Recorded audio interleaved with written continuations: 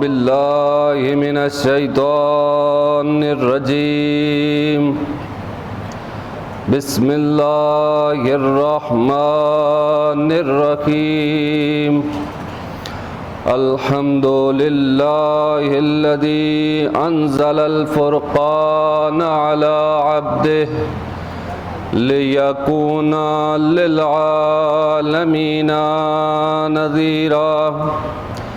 والصلاة والسلام على أشرف الأنبياء والمرسلين خاتم النبيين رحمة للعالمين سيدنا ونبينا وطبيب نفوسنا وشفيع ذنوبنا مولانا ومولى الثقلين أبي القاسم محمد اللهم صل وعلى آله الطيبين الطاهرين المعصومين المنتجبين لا سيما بقية الله الأعظم روحي وأرواح العالمين لتراب مقدمه الفداء واللعنة الدائمة على أعدائهم أجمعين من الآن إلى قيام يوم الدين. أما بعد فقد قال الله تبارك وتعالى في كلام المجيد وفرقان الحميد وقوله الحق. بسم الله الرحمن الرحيم. الله ولي الذين آمنوا يخرجهم من الظلمات إلى النور. صلوات پڑھ لیں محمد وآلہ محمد. اللهم صل على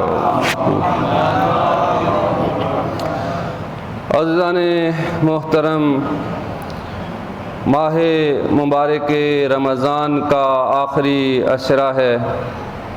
رحمتوں، مغفرتوں، برکتوں کا یہ مہینہ آہستہ آہستہ اپنے اختتام کی طرف جا رہا ہے. اللہ تعالی ہمیں اس مہینے میں یہ فرصت دیتا ہے کہ ہم اپنے اعمال کی جانچ پڑتال کریں، اپنے اعمال کی اصلاح کی فکر کریں، اپنے نفس کو کنٹرول کریں اور اللہ کی طرف واپس آ جائیں. اس بابرکت مہینے اور اس بابرکت ساعت میں کہ افطار کے ہم نزدیک ہیں، یہ مہینہ ویسے بھی دعا اور قبولیت کا مہینہ ہے کہ دعاؤکم فیہ مستجاب. اس بابرکت مہینے میں تمہاری دعائیں مستجاب ہیں، اور بالخصوص افطار کا وقت ہو تو دعا کی قبولیت کا وقت ہے. تو ہم اللہ کے حضور میں دعا گو ہیں، پروردگار جتنے بھی یہاں مومنین موجود ہیں، پروردگار ان سب کی مشکلات کو آسان فرما، ان سب کی توفیقات خیر میں اضافہ فرما، ان سب کے رزق و روزی میں وسعت عطا فرما، اور ہم سب کے مرحومین کو ائمہ معصومین کے ساتھ محشور فرما، ہم سب کی عاقبت بخیر فرما. ان سب دعاؤں کی قبولیت کے لیے ایک مرتبہ صلوات پڑھ لیں.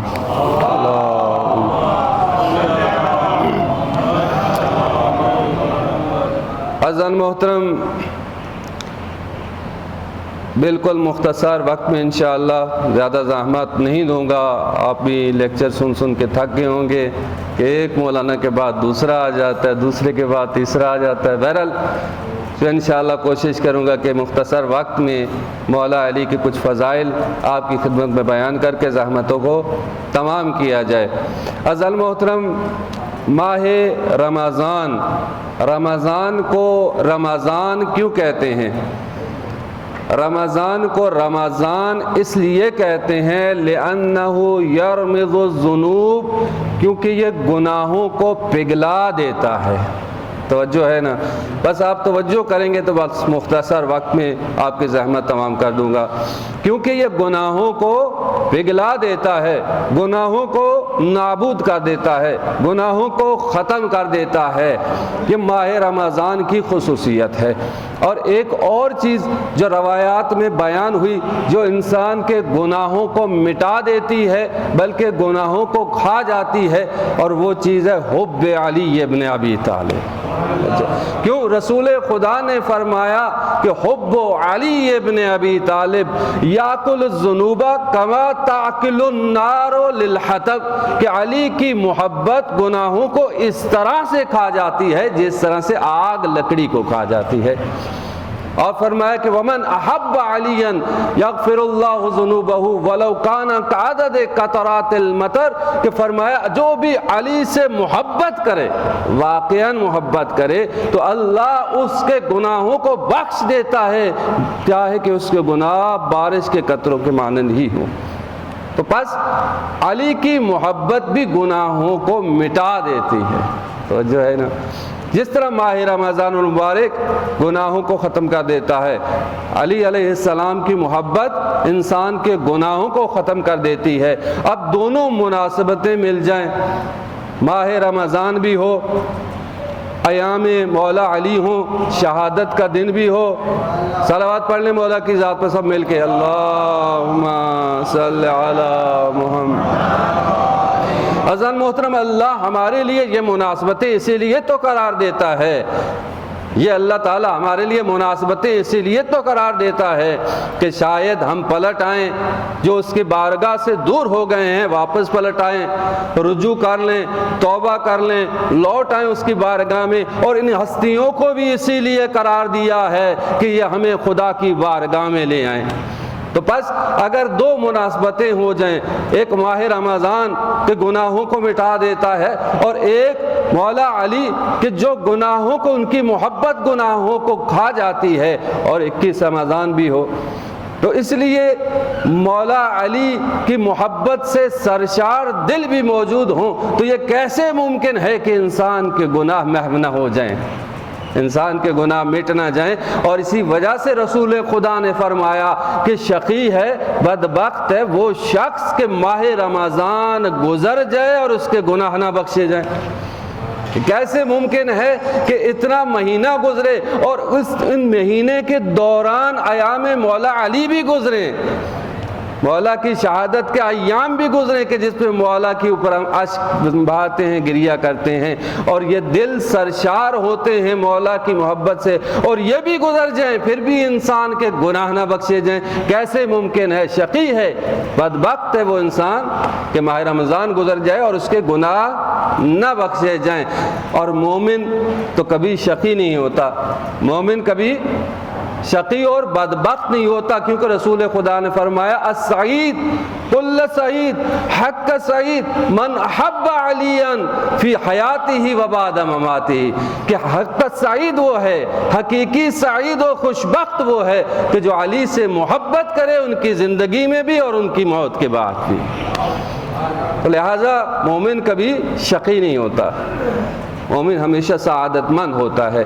عزیزان محترم، اس دن کی مناسبت سے اور ان ایام کی مناسبت سے ہم دعا گو ہیں کہ خدا تعالی ہمیں ہمارے گناہوں کو، ہمارے مرحومین کے گناہوں کو بخش دے اور ہمیں اپنے حضور میں ایک عبد حقیر کے طور پر قبول فرما دے۔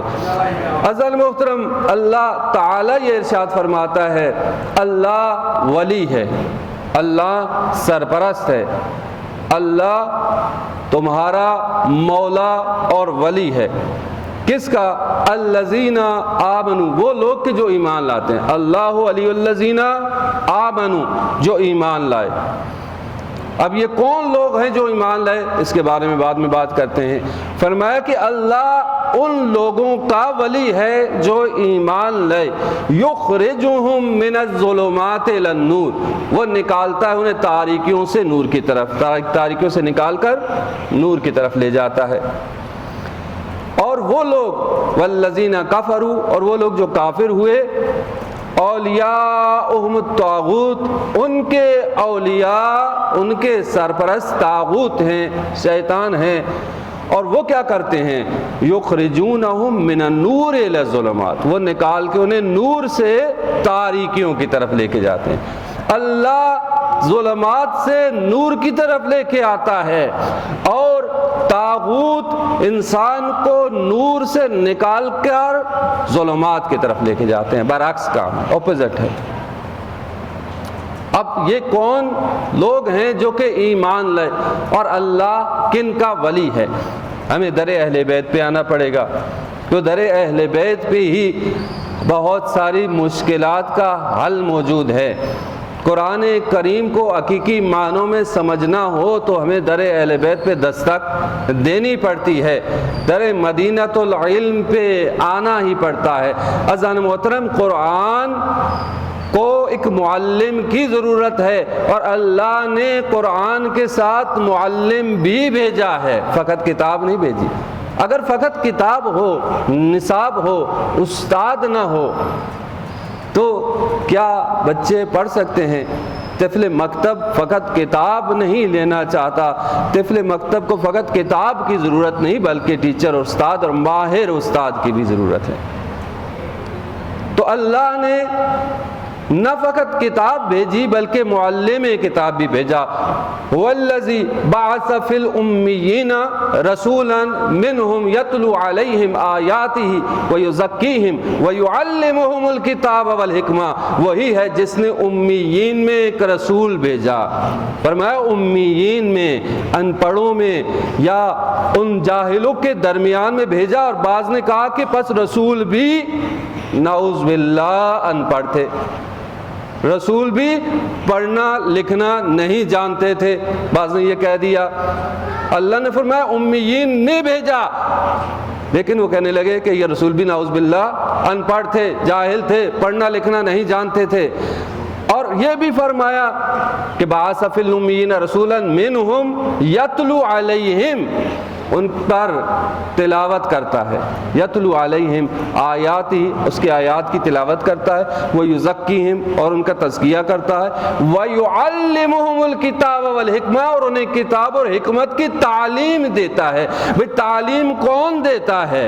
جس کے پاس علم موجود ہو۔ توجہ ہے، قرآن کے درمیان اختلاف اور تضاد نہیں پاؤ گے۔ اگر اللہ کا رسول ان پڑھ ہوتا تو کیسے تعلیم دے سکتا؟ میں یوں کہوں کہ یہ کیسے استاد ہیں جو پڑھنا لکھنا نہیں جانتے؟ توجہ ہے نا، یہ کیسے استاد ہیں جو پڑھ نہیں سکتے، لکھ نہیں سکتے؟ بس ہمارے رسول نے کسی مکتب دنیاوی سے پڑھنا لکھنا نہیں سیکھا بلکہ وہ علم لدنی پر فائز تھے، انہیں علیم حکیم نے پڑھا کر بھیجا تھا، اس لیے وہ یعلمہم الکتاب والحکمہ، کتاب اور حکمت کی تعلیم دیتے تھے، کتاب اور حکمت کی تعلیم دیتے تھے۔ لیکن اللہ کو بھی معلوم تھا کچھ ایسے جاہل آئیں گے، نادان آئیں گے جو رسول خدا کے اوپر آ کے اس طرح کی الزامات لگائیں گے کہ نعوذ باللہ رسول پڑھنا نہیں جانتے تھے، لکھنا نہیں جانتے تھے۔ تو اللہ نے اپنے رسول کو ایک ایسا شاگرد دے دیا، توجہ ہے نا، ایک ایسا شاگرد دے دیا کہ رہتی دنیا تک لوگ حیران اور پریشان ہیں کہ علی کے پاس علم آیا تو کہاں سے آیا، علم آیا تو کہاں سے آیا، جو یہ کہتے کہتے چلے گئے سلونی سلونی قبل ان تفقدونی، فقط ایک نہج البلاغہ ہی ایسی کہ دنیا حیران ہے۔ وہ عیسائی جارج جورداک کیا کہتا ہے، میں نے اول سے آخر کتنی دفعہ اس نے پڑھا، نہج البلاغہ کو پڑھنے کے بعد یہ کہتا ہے کہ مجھے یہ سمجھ نہیں آئی، ایسا لگتا ہے کہ نہج البلاغہ یہ لکھنے والا، اس کتاب کو لکھنے والا یا تو کائنات اس کے سامنے بنی ہے یا اس نے بنائی ہے۔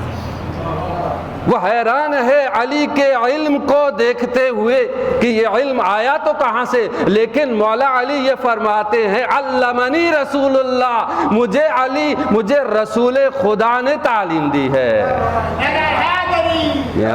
فرمایا کہ مجھے رسول نے اس طرح سے علم دیا جس طرح سے ایک پرندہ اپنے بچے کو دانا چگاتا ہے، زکن زکا، اور مجھے 1000 باب علم عنایت کیے کہ ہر باب سے 1000 باب نکلتے ہیں۔ رسول خدا نے فرمایا میں تو طفل مکتب ہوں، مولا نے فرمایا میں تو طفل مکتب ہوں رسول کے ذات کے مقابلے میں، کہ مجھے کس نے سکھایا؟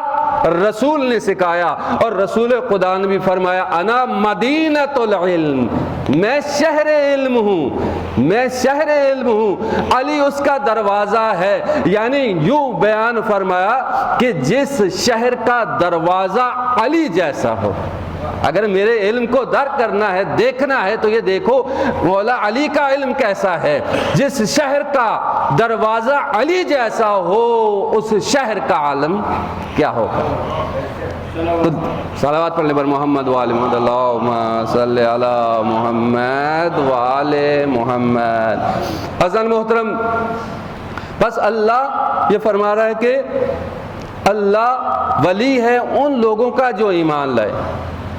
مولا علی کے فضائل اگر ہم دیکھنا چاہیں تو فقط قرآن میں تقریباً 300 سے زیادہ آیات باقاعدہ اہل سنت نے نقل کیا، 300 سے زیادہ آیات موجود ہیں جو مولا علی کی شان میں نازل ہوئی، جو ظاہری الفاظ کے حساب سے، اور اگر بطن قرآن کو مشاہدہ کیا جائے تو اس سے زیادہ ہیں، کیونکہ قرآن کا ایک ظاہر ہے اور ایک باطن ہے۔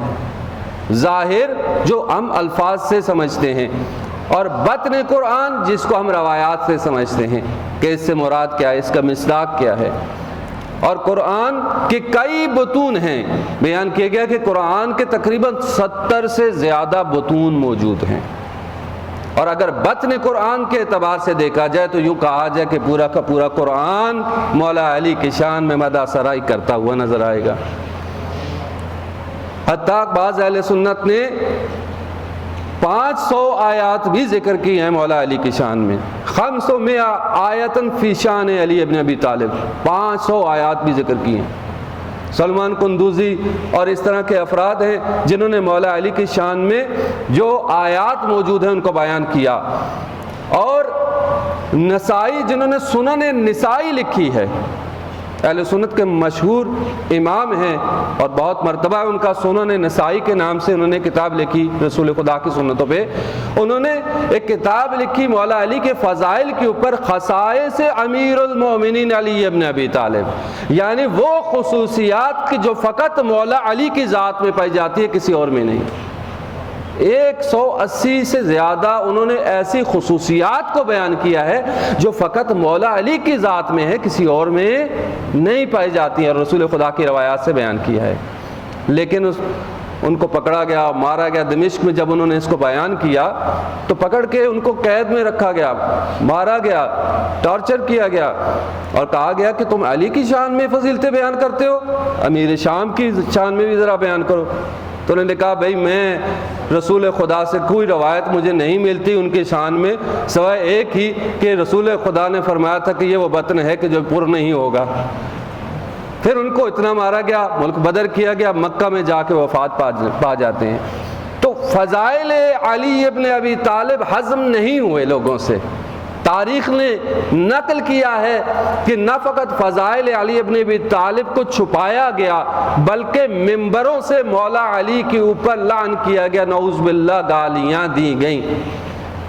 بغض علی کوٹ کوٹ کے بھرا ہوا تھا۔ غزل محترم، اللہ نے بھی بیان کیا، رسول خدا نے بھی بیان کیا، لیکن اس کے باوجود مولا کے فضائل بہت زیادہ ہیں۔ تو بس اپنے مطلب کی طرف واپس آتے ہیں۔ اللہ فرما رہا ہے اللہ ولی الذین آمنوا، اللہ ولی ہے، سرپرست ہے ان لوگوں کا جو ایمان لائے۔ تو اگر ہم دیکھیں روایات کو تو امام جعفر صادق علیہ السلام کی روایت موجود ہے، صلی علی محمد امام یہ فرماتے ہیں ہم الذین اتبعوا آل محمد، کہ وہ کون لوگ ہیں جو ایمان لائے، فرمایا وہ لوگ کہ جنہوں نے آل محمد کی پیروی کی ہے، جنہوں نے آل محمد کی پیروی کی، حقیقت میں وہی لوگ ہیں جو ایمان لانے والے ہیں۔ اور پھر ہم دیکھتے ہیں حضرت ابن عباس سے روایت موجود ہے، ابن عباس جو مولا علی کے ادنا سے شاگرد، تفسیر میں ابن عباس یہ نقل کرتے ہیں کہ ان لعلی ابن ابی طالب اسماء، علی ابن ابی طالب کے کچھ ایسے نام ہیں قرآن کریم میں ما یعرفہ الناس کہ لوگ انہیں نہیں جانتے۔ پوچھا گیا ابن عباس وہ کون سے نام ہیں؟ تو کہا کہ ان ناموں میں سے ایک نام میں بتا دیتا ہوں۔ کہا کون سا نام؟ کہا کہ سماہو بالایمان، علی کو قرآن کی زبان میں ایمان کہتے ہیں۔ توجہ ہے، علی کو قرآن کی زبان میں ایمان کہتے ہیں۔ تو پوچھا گیا کون سی آیت؟ تو ابن عباس کہتے ہیں کہ سورہ مائدہ کی آیت نمبر 5، 5ویں سورت 5ویں آیت، فرمایا کہ وَمَن يَكْفُرْ بِالْإِيمَانِ فَقَدْ وَمَن يَكْفُرْ بِالْإِيمَانِ، جس نے ایمان کا انکار کر دیا، فَقَدْ حَبِطَ عَمَلُهُ، اس کا عمل نابود ہو جائے گا۔ توجہ ہے کہ جس نے بھی ایمان کا انکار کر دیا اس کا عمل نابود ہو جائے گا۔ دوسری آیت سورہ حجرات کی آیت نمبر 7 کہ فرمایا کہ وَحَبَّبَ إِلَيْكُمُ الْإِيمَانَ وَزَيَّنَهُ فِي قُلُوبِكُمْ، اس نے ایمان کو تمہارے دلوں میں محبوب بنا دیا، یعنی علی کی محبت تمہارے دلوں میں ڈال دی۔ یہ اللہ کا احسان ہے۔ وَحَبَّبَ إِلَيْكُمُ الْإِيمَانَ وَزَيَّنَهُ فِي قُلُوبِكُمْ، اور تمہارے دلوں میں اس کو زینت دے دی۔ اور اس روایت کی، ابن عباس کی اس روایت کی تائید کے طور پر مولا امام باقر علیہ السلام سے کوئی روایت موجود ہے۔ ایک صلوات پڑھنے پر محمد علیہ اللہم صلی علی محمد۔ امام باقر علیہ السلام یہ فرماتے ہیں کہ الایمان فی بطن القرآن ہوا علی بن ابی طالب یا ہوا ولایت علی بن ابی طالب۔ فرمایا کہ ایمان قرآن کے بطن کے اعتبار سے ولایت علی بن ابی طالب ہے۔ فمن کفر ولایتہ فقد حبط عملہ، کہ جو ان کی ولایت کا انکار کر دے تو اس کے اعمال حبط ہو جاتے ہیں، نابود ہو جاتے ہیں۔ تو مولا علی کی ولایت فرمایا کہ یہ قرآن کے حساب سے ان کی ایمان، در حقیقت ایمان یہی ہے۔ اور اس کے اوپر تائید کے اوپر تائید در تائید، توجہ رکھیں، تائید در تائید رسول خدا سے روایت موجود ہے۔ رسول خدا نے فرمایا اے علی تیری مثال میری امت میں کمثل توحید، سورہ توحید کی طرح ہے، سورہ قل هو اللہ احد کی طرح ہے تیری مثال، کہ جس نے قل هو اللہ کو ایک مرتبہ پڑھا اس نے 1/3 قرآن کا ثواب حاصل کر لیا، جس نے 2 بار پڑھا اس نے 2/3 قرآن کا ثواب حاصل کر لیا، اور جس نے 3 بار پڑھا اس نے پورا قرآن پڑھنے کا ثواب حاصل کر لیا۔ فرمایا کہ علی اسی طرح سے تیری مثال اس قل هو اللہ کی طرح ہے، جس نے تیری ولایت کا اقرار کیا زبان سے تو اس کا 1/3 ایمان کامل ہو گیا۔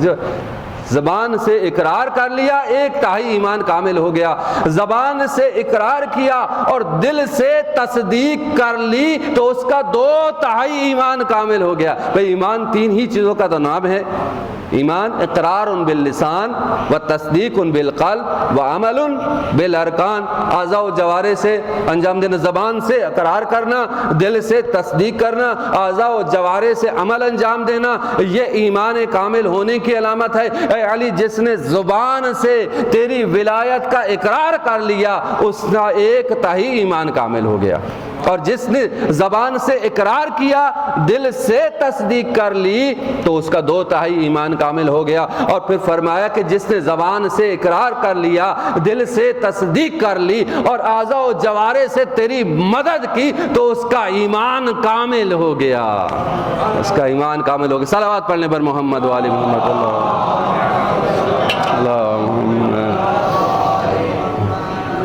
افطار کا وقت ہے، نزدیک ہے، آپ کی کیفیت میں سمجھ سکتا ہوں، بہرحال تو بالکل میں مختصر کروں گا آپ کی زحمتوں کو تمام کرتے ہوئے۔ قاضی محترم پس علی ایمان ہے، بلکہ یہ نہ کہوں کہ علی کل ایمان ہے، نہ فقط ایمان بلکہ کل ایمان ہے۔ کیوں؟ رسول خدا نے خود فرمایا، توجہ ہے نا، یہ ہر چیز کا آپس میں ربط موجود ہے۔ علی نہ فقط ایمان ہے بلکہ کل ایمان ہے۔ کیوں؟ اس لیے کہ جنگ خندق میں رسول خدا نے خود مولا علی کو کل ایمان کہا تھا۔ کہ جب عمر ابن عبدود آیا، اس نے پکارا، کہا حل من مبارز، کوئی ہے مقابلے میں آنے والا؟ بار بار پکارا ہے، کوئی بھی جواب نہیں دے رہا۔ رسول خدا نے کہا کوئی ہے نعوذ باللہ، یہ کہا کہ اس کتے کی زبان کو بند کرنے والا، یہ رسول خدا نے یہ الفاظ بیان کیے تاکہ بیان کریں کہ تم لوگ کیوں چپ ہو، جواب دو اس کو۔ کوئی بھی جواب نہیں دے رہا، سر جھکائے بیٹھے ہیں۔ مولا علی کھڑے ہوتے ہیں، رسول خدا بٹھا دیتے ہیں، پھر کھڑے ہوتے ہیں، پھر اٹھا دیتے ہیں۔ دوسروں کو بھی تو موقع ملنا چاہیے نا، بعد میں یہ نہ کہیں ہمیں موقع ہی نہیں ملا تھا بھائی۔ ٹھیک ہے، رسول خدا موقع تو دیتے تھے نا، کہ یہ نہ کہیں کہ ہمیں تو موقع ہی نہیں دیا گیا، ہر وقت علی آگے چلے جاتے تھے، ہمیں موقع ہی نہیں موقع دیتے تھے، اس لیے بٹھا دیتے ہیں، پھر آخر بھیجتے ہیں۔ اب جب مولا میدان میں نکلے، رسول خدا نے دعا کرتے انہیں بھیجا تھا اور ذوالفقار حیدری کو لہراتے ہوئے آگے بڑھے تھے، تو رسول خدا نے یہی فرمایا تھا، برز الایمان کلہ الی کفر کلہ، آج کل کا کل ایمان کل کے کل کفر کی طرف جا رہا ہے۔ یا علی، آج کل کا کل ایمان، تو علی کل ایمان ہے، نہ فقط ایمان بلکہ کل ایمان ہے۔ بس اب شک نہیں کرنا چاہیے کہ جب قرآن نے بیان کیا کہ علی ایمان ہے اور رسول نے بھی بیان کر دیا کہ علی کل ایمان ہے۔ عزیزان محترم، یہ مولا علی کے فضائل، فرمایا کہ اللہ ولی ہے، سرپرست ہے ان لوگوں کا جو ایمان لائیں، جو مولا علی کی ولایت پر ایمان رکھتے ہیں، جو ان کی پیروی کرتے ہیں، والذین اتبعوا آل محمد، جو آل محمد کا اتباع کرتے ہیں، اللہ انہیں نکالتا ہے، انہیں تاریکیوں سے نکال کر نور کی طرف لے کے جاتا ہے۔ ولایت ہے کیا؟ ولایت ایک سسٹم کا نظام ہے، ایک سسٹم ہے، ایک نظام ہے جو اللہ تعالیٰ نے قرار دیا ہے۔ اللہ نے اس نظام تکوین میں سسٹم رکھا، اتنی وسیع و عریض یہ کائنات بنائی ہے اور نظم کے ساتھ چل رہی ہے، ہر ایک چیز اپنی جگہ منظم ہے، اور یہ تدبیر الہی ہے۔ اللہ رب ہے، اس کائنات کا رب ہے، بڑی منظم انداز سے پورا کائنات، پورا سسٹم اللہ تعالیٰ کا چل رہا ہے، یہ نظام تکوین ہے۔ اور اسی طرح سے نظام تشریع رکھا، یعنی ہدایت کا نظام رکھا ہے، انبیاء کو بھیجا، ائمہ کو بھیجا، کتابوں کو بھیجا، یہ ہدایت کا نظام، اس کو نظام تشریع کہتے ہیں۔ تو اللہ کی ولایت، ولایت تکوینی بھی ہے، ولایت تشریعی بھی ہے۔ اللہ ولی ہے، ہمارے اوپر اس کا اختیار ہے، اور اللہ کے ولایت میں اللہ نے انبیاء کو بھی ولایت دی، ائمہ کو بھی ولایت دی۔ انما ولیکم اللہ ورسولہ والذین آمنوا الذین یقیمون الصلاۃ ویؤتون الزکاۃ وہم راکعون۔ اللہ ولی ہے، رسول ولی ہے، اور وہ بھی ولی ہے جو حالت رکوع میں زکوٰۃ دیتے ہیں۔ تو اللہ کی ولایت کا تسلسل موجود ہے، اللہ کی ولایت کے پرتو یہ ولی بھی موجود ہیں کہ جن کی ولایت سے متصل ہو کے اللہ کی ولایت تک پہنچتے ہیں۔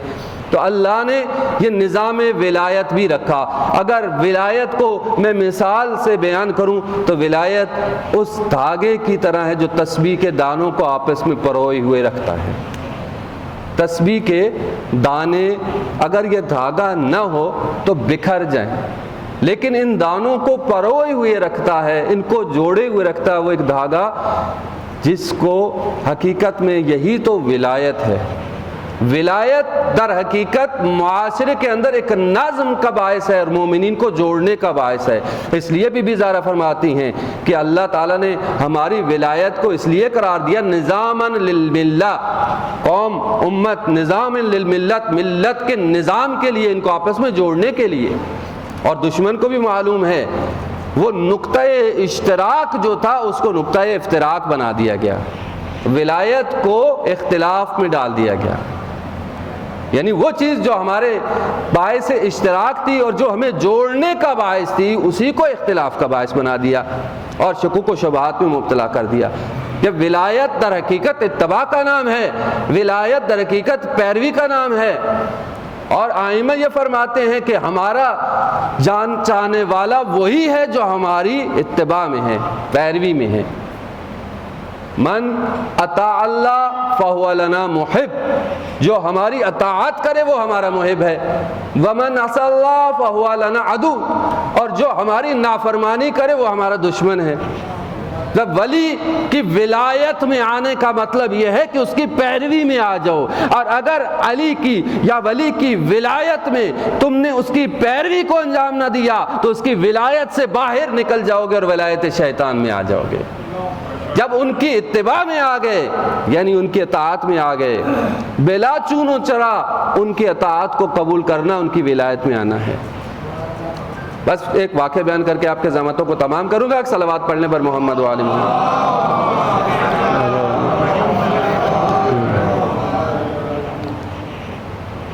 حضرت امام جعفر صادق کا دور ہے، بنی امیہ اور بنی عباس کی جنگ شروع ہوئی۔ ایسے میں بنی عباس نے بڑی چالاکی کی اور شیعان عہد قرار کو ورگلانے کی کوشش کی کہ بنی امیہ تو تمہارے دشمن ہیں، ہم تمہارے دوست ہیں، ہم تمہارے رشتہ دار بھی ہیں، رسول خدا کے چچا عباس کی اولاد سے ہیں، بنی ہاشم کے ہم رشتہ دار ہیں، بنی ہاشم میں سے ہیں، ہم ایسا کرتے ہیں سب مل کے جنگ کرتے ہیں، حکومت حاصل کریں گے، آئمہ کو دے دیں گے۔ چالاکی کی نا بنی عباس نے، حالانکہ بنی عباس نے اپنے برسر اقتدار آنے کے بعد بنی امیہ سے بڑھ کر ظلم کیے ہیں۔ اتنے ظلم تاریخ میں بنی عباس نے جو کیے ہیں، بنی امیہ کے ظلم ایک طرف ایک تاہی بھی نہیں ہے اس کے مقابلے میں۔ تو انہوں نے ورگلایا، کچھ لوگ کھڑے ہو گئے ان کے ساتھ، ان میں اس نے ابو مسلم خراسانی کا نام مشہور ہے کہ وہ اس نے قیام کیا، بظاہر شیعہ تھا لیکن بنی عباس کی مدد کے لیے اس نے بھی قیام کیا۔ خراسان سے ایک شخص آیا، اسی ابو مسلم خراسانی کا ایک نمائندہ جس کا نام تھا سہیل خراسانی یا سہیل خراسانی، آتا ہے امام جعفر صادق کی خدمت میں، آ کے عرض کرتا ہے، یا ابن رسول اللہ، ماشاءاللہ آپ کے اتنے شاگرد ہیں، 4000 سے زیادہ شاگرد بتائے گئے مولا کے، اتنے شاگرد ہیں، آپ ایک اشارہ کریں، یہ سب آپ کے لیے گردنیں کٹانے کو تیار ہیں، آپ قیام کیوں نہیں کرتے؟ نکلیں، ابھی تو موقع ہے، ابھی تو فرصت ہے، بنی امیہ گر رہے ہیں اور یہ موقع ہے، آپ حکومت کی باغ دوڑ لے لیں، آئیں بنی عباس کی مدد کرتے ہیں تاکہ ہمیں حکومت مل جائے۔ مولا نے کچھ نہیں کہا، چپ رہے۔ تھوڑی دیر گزر گئی تو مولا نے اپنے خادم سے کہا کہ یہ تندور ہے، جاؤ اس میں آگ جلاؤ، لکڑیاں لگاؤ، آگ جلا دو۔ سنا ہوا واقعہ آپ نے؟ تو جو ہی تنور میں آگ لگی، شعلے باہر نکلنے لگے تو مولا نے عجیب دستور دیا۔ مولا نے فرمایا، اے سہیل جاؤ اس آگ میں کود جاؤ، آگ میں کود جاؤ۔ مولا امتحان تو لیتے ہیں، پریشان ہو گیا بیچارہ کہ کیا کہہ دیا، شاید کوئی گستاخی ہو گئی مولا کی شان میں، کہہ رہے آگ میں کود جاؤ، زندہ زندہ جل جاؤں، کیسے ممکن ہے؟ پریشان ہوا، مولا سے معافی مانگا، پروردگار مولا معاف کر دیجئے، مجھ سے غلطی ہو گئی۔ اتنے میں مولا کے ایک اور صحابی آتے ہیں، ہارون مکی نام بتایا جاتا ہے۔ ابھی ہارون مکی آتے ہیں، سلام ہی کیا تھا مولا کو، جوتے بغل میں سائڈ پہ جوتے رکھے، مولا کو سلام کیا، مولا نے جواب دیا، کہا ہارون جاؤ آگ میں کود جاؤ۔ اب ہارون نے پوچھا نہیں کہ مولا ماجرا کیا ہے، ہوا کیا ہے، کس لیے آگ میں کود جاؤں، کچھ نہیں پوچھا، آگ میں کود گئے، آگ میں کود گئے، آگ میں بیٹھ جاتے ہیں اور اوپر سے تنور کا ڈھکن بھی دے دیا جاتا ہے۔ یہ بندہ پریشان ہے کہ یہ کیا ہوا، یہ ماجرا کیا ہے کہ مولا نے اپنے ایک چاہنے والے کو زندہ زندہ آگ میں جلا دیا۔ مولا پوچھ رہے، بتاؤ خراسان کے حالات کیسے ہیں، وہاں پہ کیا صورتحال ہے، وہاں پہ ہمارے چاہنے والوں کی کیا صورت ہے؟ یہ پلٹ کے اس تنور کی طرف ہی دیکھتا جا رہا ہے، کوئی توجہ ہی نہیں مولا کی طرف، ادھر دیکھ رہا ہے کہ ہوا کیا ہے، پریشان ہے۔ تھوڑی دیر کے بعد مولا نے کہا جاؤ ذرا جا کے تنور میں دیکھو، ذرا جھانک کے دیکھو ہوا کیا ہے۔ ڈھکن اٹھایا، دیکھا، آرام سے ہارون مکی آگ کے گلزار میں بیٹھے ہیں، شعلے اٹھ رہے ہیں لیکن انہیں کوئی اثر نہیں کر رہے، حتیٰ ان کے کپڑوں کو بھی نہیں جلایا۔ مولا آئے، کہا ہارون باہر آ جاؤ، باہر آ گئے، کہا اے شخص، اے سہیل خراسانی، یہ بتا تیرے پاس اس ہارون مکی جیسے کتنے افراد ہیں، کتنے افراد ہیں؟ کہا خدا کی قسم ایک بھی ایسا نہیں ہے، ایک بھی ایسا نہیں۔ مولا نے کہا اس جیسے 5-6 افراد ہی لے آؤ، ہم قیام کر لیں گے۔ اتباع، پیروی، جو اس منزل یقین پر پہنچ جائے کہ جب مولا کہہ رہے ہیں تو بظاہر میرے لیے نقصان دہ ہے، لیکن حقیقت میں اسی میں کوئی مصلحت ہوگی، اس کو کہتے ہیں اتباع۔ آئے اس منزل یقین پہ ہم پہنچے، کیوں امام زمان ظہور نہیں کر رہے؟ اس لیے مولا کو ایسے 313 افراد چاہیے۔ سب کہتے ہیں 313 نہیں پورے ہوئے، ہاں اس منزل کے نہیں ہوئے، اس لیول پہ نہیں پہنچے، اس منزل یقین پہ نہیں پہنچے کہ امام کے سامنے ہم اس طرح سے سمعاً و طاعتاً، اس طرح سے بلا چون و چرا ان کی اطاعت کریں کہ امام جو کہہ دے بظاہر ممکن ہے ہمارے ضرر میں ہو، بظاہر ممکن ہے ہمارے لیے نقصان دہ ہو، لیکن چونکہ امام کے اوپر یقین ہے ہمیں کہ امام کبھی ہمارا نقصان نہیں چاہیں گے، ہمارا فائدہ ہی چاہیں گے، تو ہم وہ کر گزریں۔ یہ اطاعت ہے، یہ ہے حقیقت میں ولایت۔ ہم ولایت میں جھگڑ رہے ہیں۔ عزیزان محترم، وقت میں دامن میں گنجائش نہیں۔ اللہ ان لوگوں کو جو ولایت کے دائرے میں آ جاتے ہیں ان کو ظلمات سے نکال کے، تاریکیوں کو نکال کر نور ہدایت کی طرف لے کے جاتا ہے، اس نور واقعی کی طرف لے کے جاتا ہے، اور ان کی سعادت ابدی کے راستے پہ ان کو لے کے جاتا ہے، اور ان کی کامیابی ہی کامیابی ہے۔ عزیزان محترم، مولا کی شہادت کا دن ہے۔ مولا علی واقعاً تاریخ کی مظلوم ترین ہستی ہیں۔ وہ علی کہ جن کے بارے میں فرمایا گیا قتل علی، علی کو قتل کر دیا گیا لشدت عدلی ہی، ان کی عدالت کی شدت کی وجہ سے۔ اتنا عادل ہے مولا علی کہ اپنے بھائی عقیل کو جب وہ بیت المال سے کچھ مانگنا چاہتے ہیں کہ کچھ اضافی رقم دے جاؤ، میرے اہل و عیال ہیں، تو مولا کیا جواب میں دیتے ہیں؟ ایک سلاخ وہاں پہ جو گرم ہے، آگ میں ہے، اس سلاخ کو اٹھا کے عقیل کے ہاتھوں پہ رکھتے ہیں۔ جب گرم لگتی ہے، انہیں نابینا ہو چکے تھے، جب ان کو گرم لگتی ہے ہاتھ پیچھے کھینچتے ہیں، علی مجھے جلانا چاہتے ہیں۔ کہا ہے عقیل یہ تو دنیا کی آگ ہے، اور آخرت کی آگ تو اس سے 70 گنا بڑھ کر ہے، کیا تو چاہتا ہے کہ علی آخرت کی آگ کو مول لے لے؟ بیت المال غریبوں مسکینوں کا حق ہے، میں تجھے نہیں دے سکتا۔ یہ علی کی عدالت ہے، علی کی عدالت ہے۔ وہ علی کی جو رات کی تاریکیوں میں بوریاں اٹھا اٹھا کر فقراء اور مساکین اور یتیموں کا پہنچاتے ہیں، وہ علی کہ کوفہ کے یتیم سوتے نہیں جب تک علی آ کے ان کو کھانا نہیں کھلاتے، یتیموں کے منہ میں نوالے ڈالتے ہیں آ کے۔ یہ مولا علی کی سیرت، اور شہید ہوتے ہوتے بھی وصیت کر رہے ہیں اللہ اللہ فی الایتام، اللہ سے ڈرنا یتیموں کے بارے میں، ایسا نہ ہو میرے بعد یتیم بھوکے سونے پہ مجبور ہو جائیں۔ یہ مولا کی صدا آج تک پہنچ رہی ہے۔ یہ بظاہر جو وصیتیں کی مولا حسن و حسین سے کی، لیکن آج تک وہ وصیتیں، وہ صدائیں پہنچ رہی ہیں اللہ اللہ فی الایتام، یتیموں کی خبر لینا، ایسا نہ ہو کہ علی کے بعد یتیم بھوکے سو جائیں، ایسا نہ ہو۔ عزیزان محترم، مولا علی کی مظلومیت ہے۔ 25 سال ایسے گزارے رسول خدا کے بعد کہ فرمایا کہ میں اس شخص کی طرح تھا کہ جس کے آنکھ میں کوئی سلائی ہو اور گلے میں ہڈی پھنسی ہوئی ہو، نہ کچھ بول سکتا نہ کچھ انجام دے سکتا۔ علی مظلوم تاریخ ہیں۔ بی بی زہرا ایک دفعہ گریہ کر رہی ہیں، مولا جب آتے ہیں گھر میں گریہ فرماتی ہیں، تو کیا ہوا؟ مولا میں نے سنا ہے عورتیں کہہ رہی ہیں مدینہ کی کہ جب آپ بازاروں سے گزرتے ہیں، گلی سے گزرتے ہیں، تو لوگ آپ کو سلام نہیں کرتے۔ مولا نے فرمایا زہرا یہ تو کچھ نہیں، یہ تو کچھ نہیں، بلکہ میں علی جب انہیں سلام کرتا ہوں سلام کا جواب نہیں دیتے۔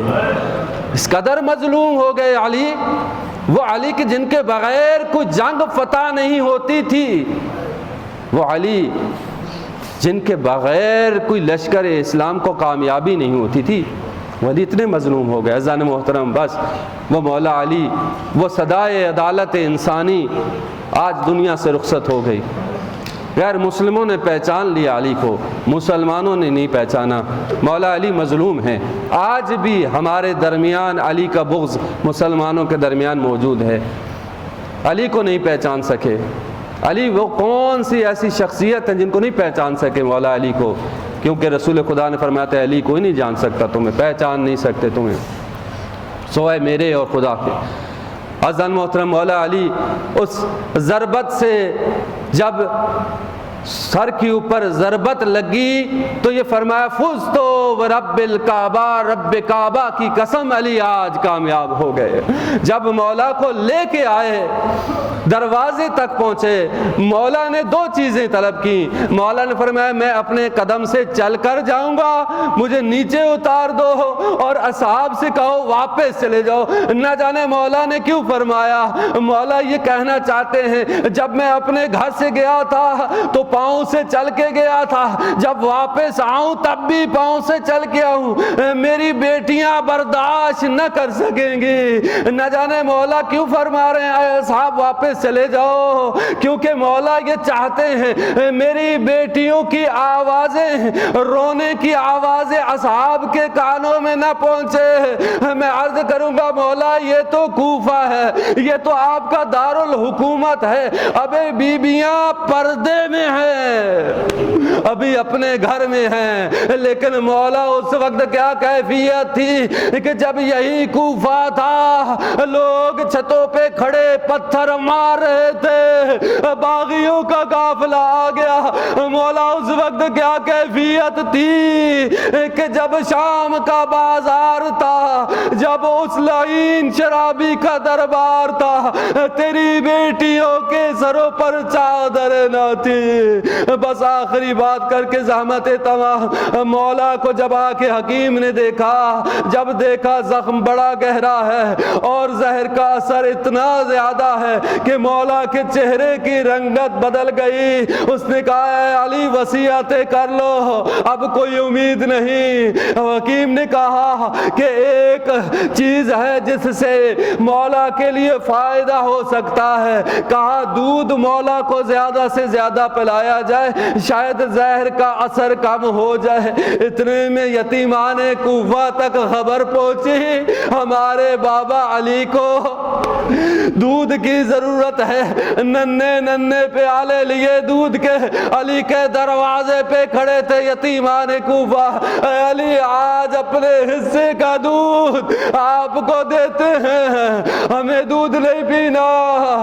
لیکن مولا حسن باہر آئے، کہا اے کوفہ کے یتیموں، ایک مرتبہ پھر تم یتیم ہو گئے، علی شہید ہو گئے۔ میں عرض کروں گا مولا آپ کے لیے حکیم نے دودھ تجویز کیا، کوفہ کے یتیم دودھ لے کے آ گئے، لیکن آپ کا پوتا علی اصغر پانی مانگا تھا، دودھ نہیں مانگا تھا، پانی کی چند بوند مانگی تھی۔ دشمن نے کیا کیا، ان ظالموں نے ایسا تیر چلایا جو جانوروں کے شکار میں استعمال کرتے تھے۔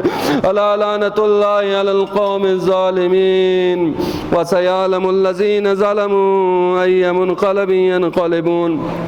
بار الہ تجھے واسطہ محمد و آل محمد کی عزت و عظمت کا، بار الہ تجھے واسطہ مولا علی کی مظلومیت کا، ہم سب کی مشکلات کو آسان فرما، تمام مومنین کے رزق و روزی وسعت عطا فرما، تمام مومنین کے جان و مال عزت ناموز کی حفاظت فرما، تمام مظلومین جہان کی نصرت و مدد فرما، ظالمین کو نیست و نابود فرما۔